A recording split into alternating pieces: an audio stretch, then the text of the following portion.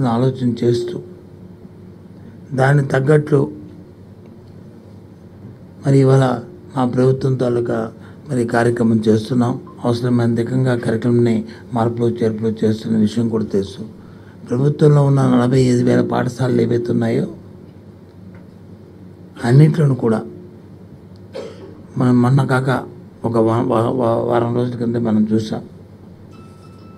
ఐబీతో MoU చేసుకున్నాం మనందరం కూడా.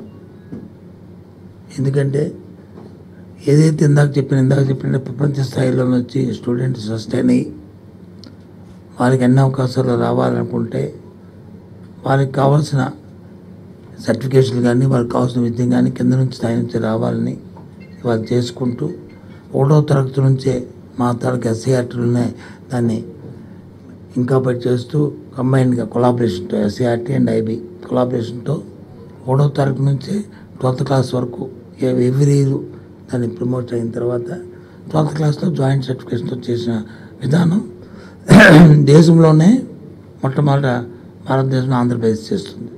ప్రపంచంలో ఏదో 1-2 దేశాలు చేయొచ్చు, కానీ ఆంధ్రప్రదేశ్ కూడా ఆ దిశగా ఆలోచన చేస్తున్న పరిస్థితులు మనకు తెలుసు.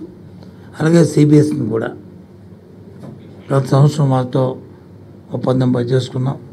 1000 హై స్కూల్స్ని సిబిఎస్ సిలబస్లోకి వచ్చి మనం ట్రాన్స్ఫర్ చేసుకుని దాంట్లో మార్పు చేసి తగ్గ మౌలిక వసతులు కల్పించి ఆ కార్యక్రమాలు చేయడానికి ప్రయత్నం చేసిన విషయం మీకు అందరికీ తెలుసు. దాంతోపాటు ఇంగ్లీష్ మీడియంని మొదట పెట్టాం. దాంతో ఆ ఇంగ్లీష్ మీడియంలో విద్యార్థులకి అవగాహన తర్ఫీదు బాగా లెర్నింగ్ ఇంగ్లీషు స్పీకింగ్ ఇంగ్లీష్ రావాలనే ఉద్దేశంతోనే ప్రొఫైల్ నుంచి 3rd క్లాస్ నుంచే మరి ప్రైమరీ అలాగే ఇవి అని పెట్టి ఎగ్జామ్స్ పెట్టి వాళ్ళు చేసిన విషయం కూడా మీ అందరికీ తెలుసు. చాలామంది చాలా విమర్శలు చేశారు. ఇంగ్లీష్ మీడియం ఎందుకు వద్దు అన్నారు. తర్వాత వాళ్ళే సర్దుకొని వాళ్ళ ఆలోచనలు మారుకొని మేము దానికి వ్యతిరేకం కాదని మళ్ళీ చెప్పిన సందర్భాలు మనం చూసాం. ఇక్కడ ఎవరిని నేను దాన్ని పాయింట్అవుట్ చేసి విమర్శించదలుచుకోలేదు. ఎందుకంటే ఏదైనా కార్యక్రమం చేస్తున్నప్పుడు దాన్ని కొంత సమయాన్ని తీసుకొని దాని నుంచి వచ్చిన ఫలితాలని ప్రతిఫలాలని అన్నీ చూసుకుని వెయిట్ చేసి మాట్లాడాలి. అలా కాకుండా మాట్లాడినప్పటికీ కూడా ఏదేమైనా మా ముఖ్యమంత్రి గారి ఆలోచన, ప్రభుత్వం ఆలోచన మనం విద్యార్థిని దృష్టిలో పెట్టుకుని ఆ విద్యార్థికి ఓ నాణ్యమైన విద్య ఇవ్వాలని సరళంగా ఆ విద్యార్థి వచ్చి కాంపిటేటివ్ ఎగ్జామ్స్లో తట్టుకునే విధంగా ఉండాలని దానికి తగ్గట్టు ప్రక్రియ జరగాలని ఇవాళ అది చేసుకొస్తున్నాం. అందులో భాగంగానే 8th క్లాస్ నుంచి మనం ట్యాబ్స్ కూడా ఇచ్చిన పరిస్థితి కూడా మీకు తెలుసు. లాస్ట్ ఇయర్ ఇచ్చాం, ఈ ఇయర్ ఇచ్చాం. ఇంకా ఇది ప్రతి సంవత్సరం కూడా కొనసాగుతుంది. ప్రతి సంవత్సరం కూడా ఈ కార్యక్రమం కొనసాగుతుంది.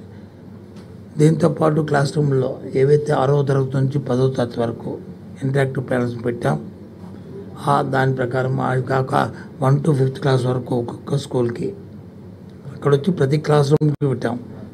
సుమారు 60,000 ఐఎఫ్టీ పెట్టాం. 60,000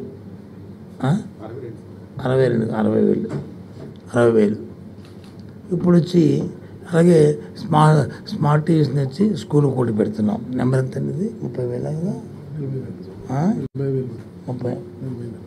40 ఉండవు. స్కూల్ ఒకటి 1 to 5th క్లాస్ 35, 32, 33,000 వరకు ఇవి కూడా పెడుతున్నాం. ఇవి ఎందుకు చెప్తున్నామంటే ఇవన్నీ కూడా ఇది కంప్యూటరేషన్ అవుతుంది, అందులో డిజిటల్ ఎడ్యుకేషన్ పెరుగుతుంది, అందులో ఆన్లైన్ కోర్సెస్ పెరుగుతున్నాయి.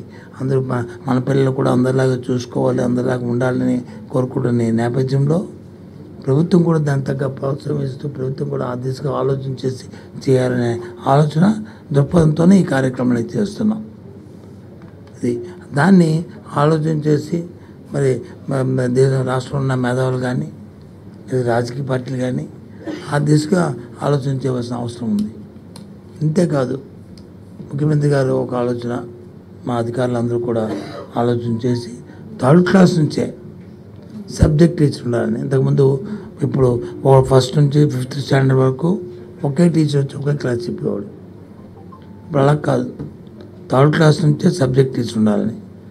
ఇంగ్లీషు, సైన్సు, సోషల్, అలాగే మ్యాథ్స్ అలా సబ్జెక్ట్ ఉండాలని పెట్టి ఆ దిశగా మేము ఆలోచన చేసి చేసాం. ఆ దిశగా కూడా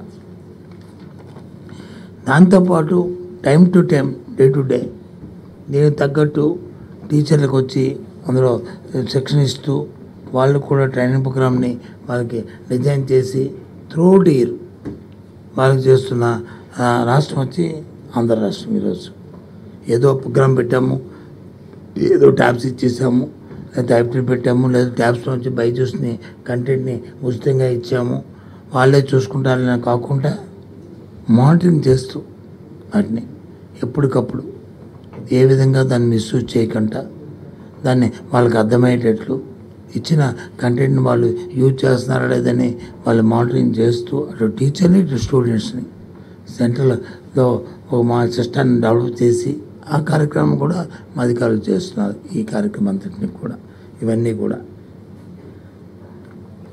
ఆ నేపథ్యంలోనే ఇవాళ ఈ డిఎస్ని కూడా ఇవాళ ప్రకటించడం జరిగింది.